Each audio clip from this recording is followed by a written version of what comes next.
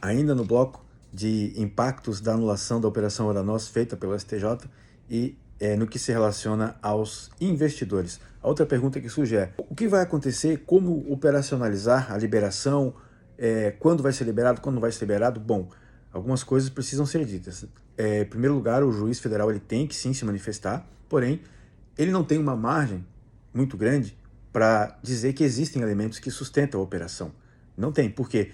Porque o próprio ato que abre a investigação, isso está no processo, na parte pública do processo, consta lá que ele se valeu dos RIFs para abrir, se valeu dos RIFs para pedir relatório aqui, relatório ali, para pedir certidões das juntas comerciais. Então os RIFs foram a espinha dorsal da investigação, da ação penal e da decisão que decretou o bloqueio e indisponibilidade dos bens. Então, quando o STJ ataca e esvazia os efeitos dos RIFs, cai automaticamente a própria decisão que mandou bloquear. Não há o que fazer. Bom, iniciou o recesso forense, o juiz federal vai se manifestar, não vai se manifestar, pode ou não pode se manifestar. No plantão, no recesso, só se analisa matéria considerada urgente. Por exemplo, pedido de prisão preventiva, pedido de liberdade ou pedidos que, se demorar para analisar, geram risco de danos irreversíveis e irreparáveis. E aqui é o caso. Os investidores estão privados do acesso aos recursos desde 27/11/2023 e, por mais que a empresa seja também uma vítima dessa atrapalhada, a operação não devia se chamar Uranos e sim operação atrapalhada, os investidores precisam de uma solução rápida, sob pena de agravamento dos prejuízos que já suportam. Muita gente colocou dinheiro da sua vida inteira e, por conta dessa operação atrapalhada, teve isso bloqueado ilegalmente. Decisão do STJ dizendo que os RIFs foram ilegais e isso contamina tudo mais que possa existir dentro do processo. Como assim uma questão urgente que pode ser analisada no plantão?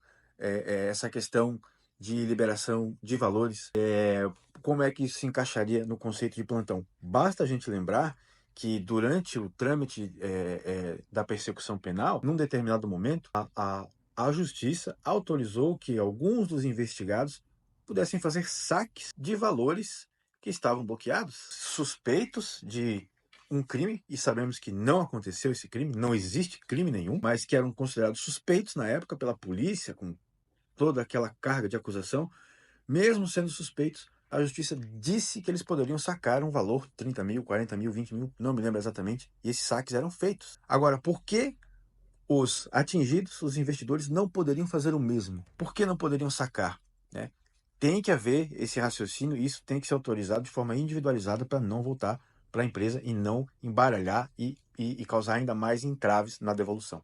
E aqui nós chegamos no ápice dessa nossa conversa, que é o pedido estratégico, o pedido adequado para o juiz adequado. Vamos lembrar que os investidores, eles não são considerados vítimas, porque o crime é contra a União. Que crime? Não tem crime, né? Mas o crime imaginado seria contra a União. E aí, não são vítimas, então não podem pedir a restituição dos bens, não podem pedir embargo de terceiro, porque além disso, dinheiro é bem fungível e não é um bem especificado que isso aqui é aquele bem específico, e não cabe também mandado de segurança.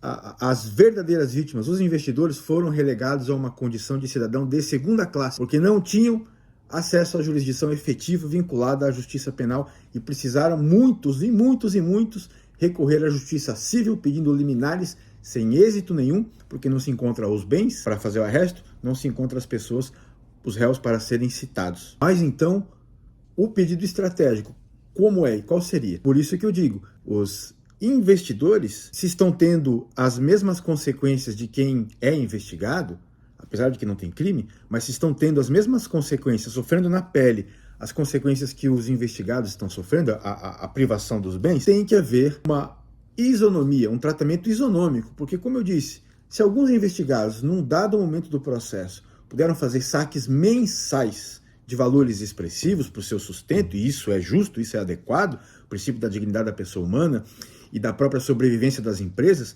tem que haver essa maleabilidade, mas por que razão não houve um tratamento isonômico em relação aos investidores que estão aí há mais de um ano padecendo sem o acesso a esses recursos de uma vida inteira que foram angariados? Por isso é que cabe pedir, sim, um pedido principal, a liberação total, e um pedido subsidiário, para que possam fazer saques mensais até que a discussão final seja resolvida, se houver essa necessidade de discussão final.